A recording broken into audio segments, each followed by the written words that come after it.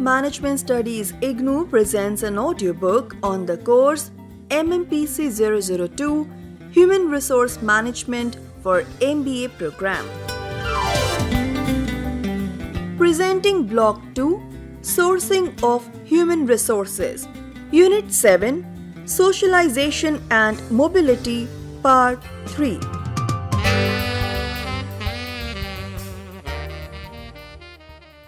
Promotion practice in India. In India, seniority is generally used for promotion in government offices. In public sectors, both seniority and seniority cum merit promotion system is carried based on their policy. In private sectors, the policy by and large is promote the best man available. Demotion.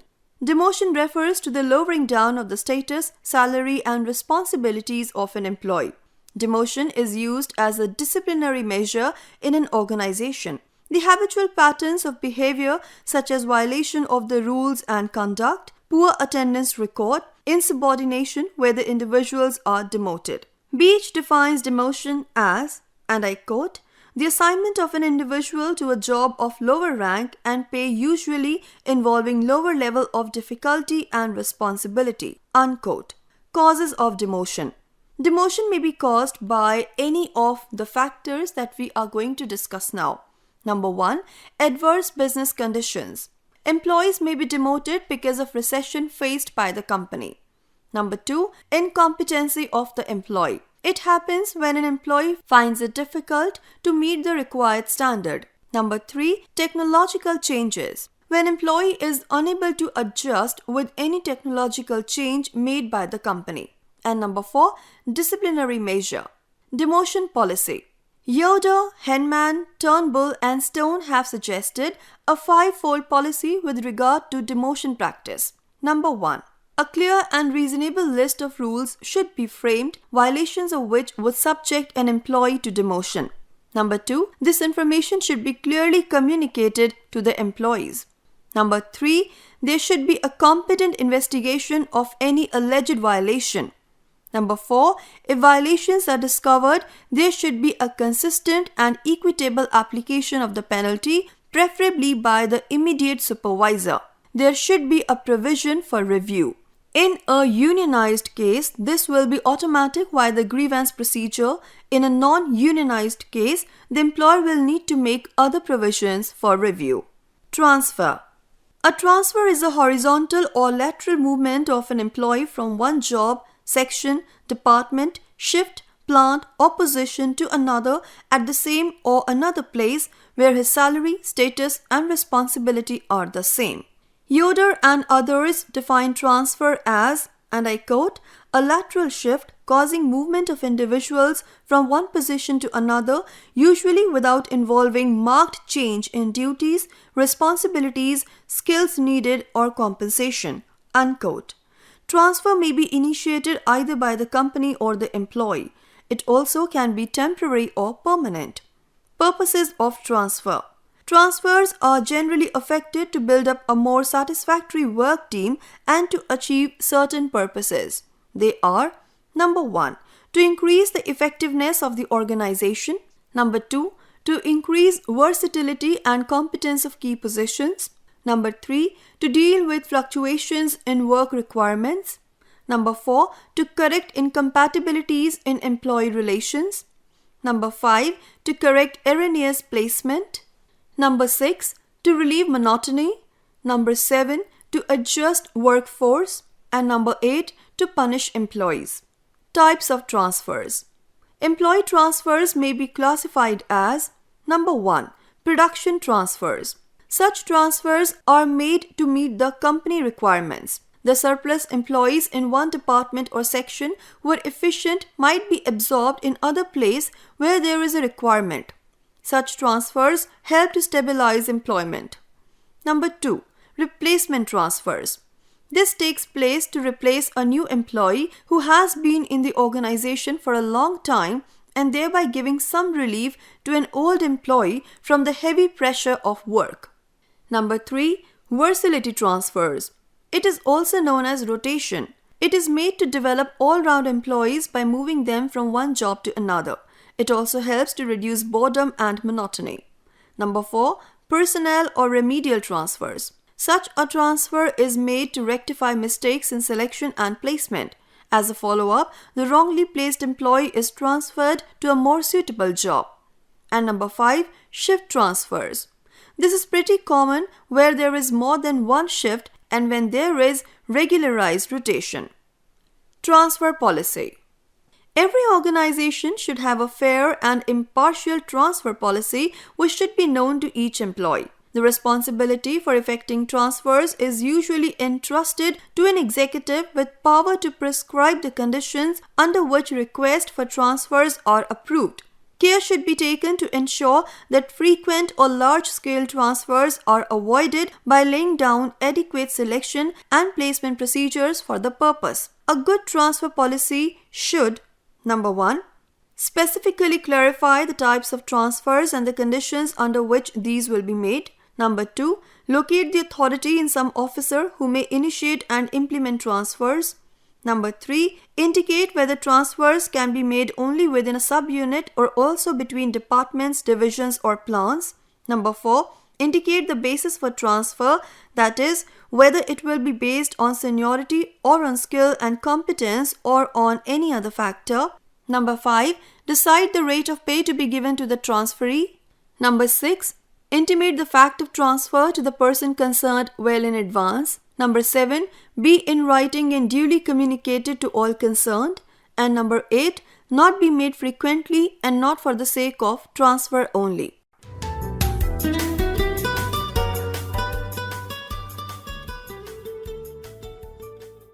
Separations.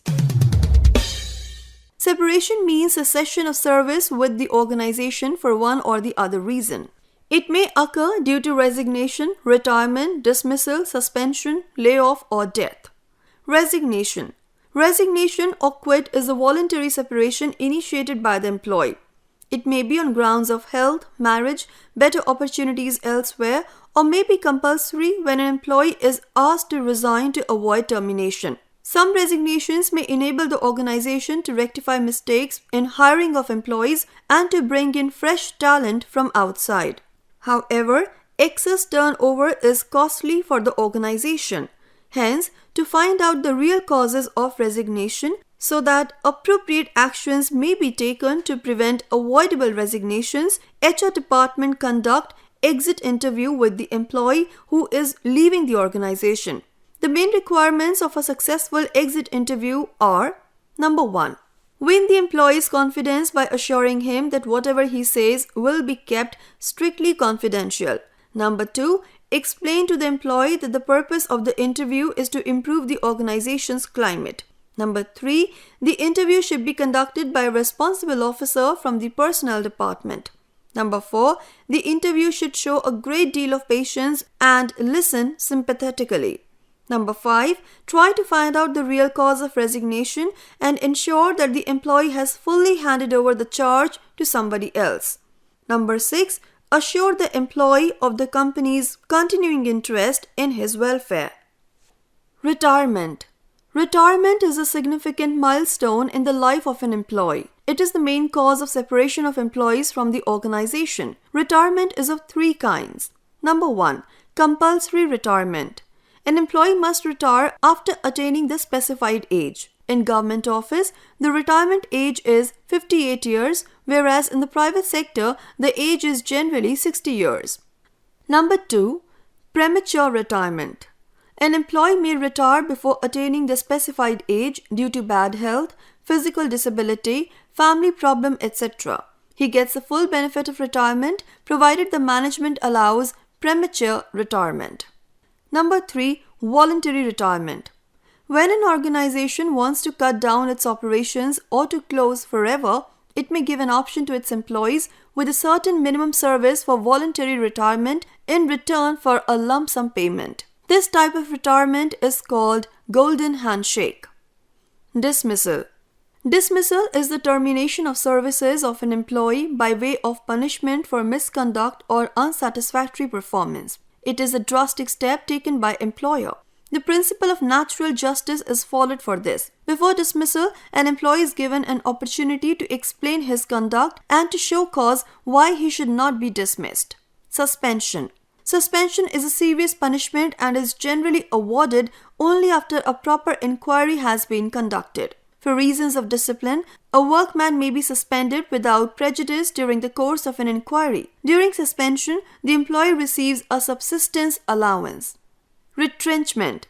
Retrenchment means permanent termination of service of an employee for economic reasons in a going concern.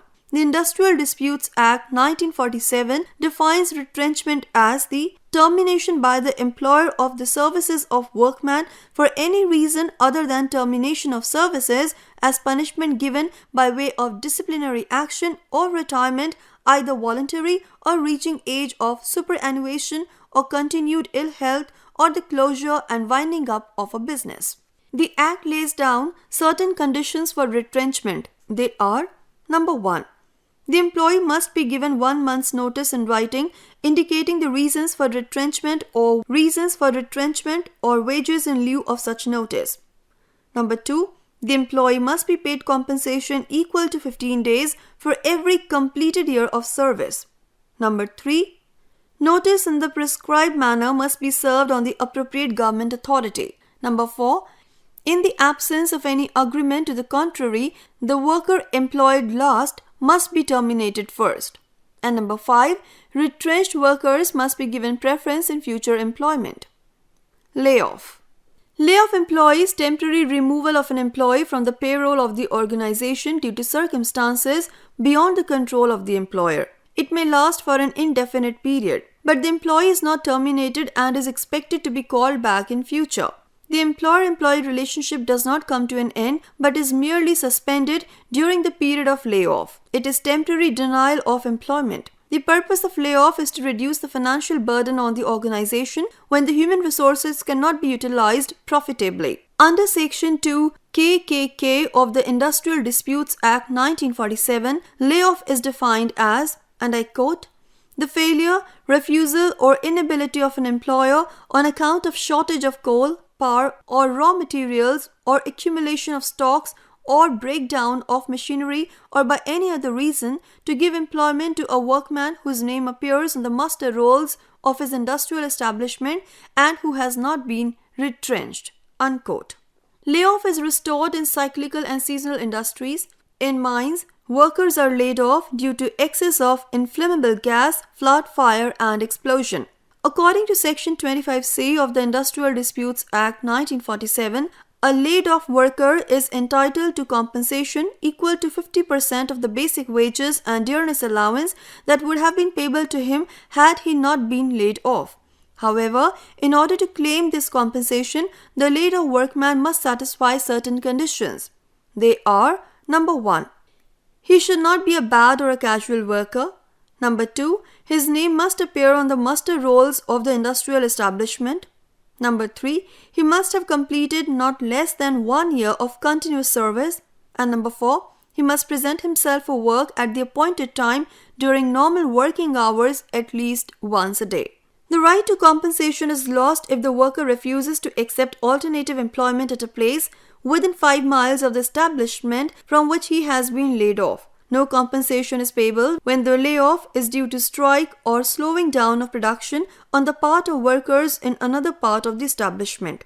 An industrial establishment of a seasonal character or in which work is performed only intermittently or which employs less than 20 workers is not required to pay the compensation.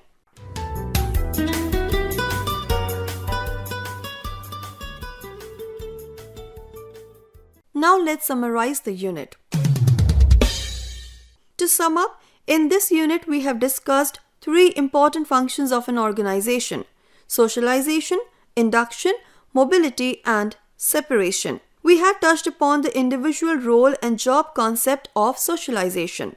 Mobility is the transfer of employees to cope up with changing organizational requirements. Mobility takes place in different forms like promotion, transfer, and demotion. Separation means cessation of service for organizational or personal or some other reason. It may occur due to resignation, retirement, dismissal, suspension, layoff, or death.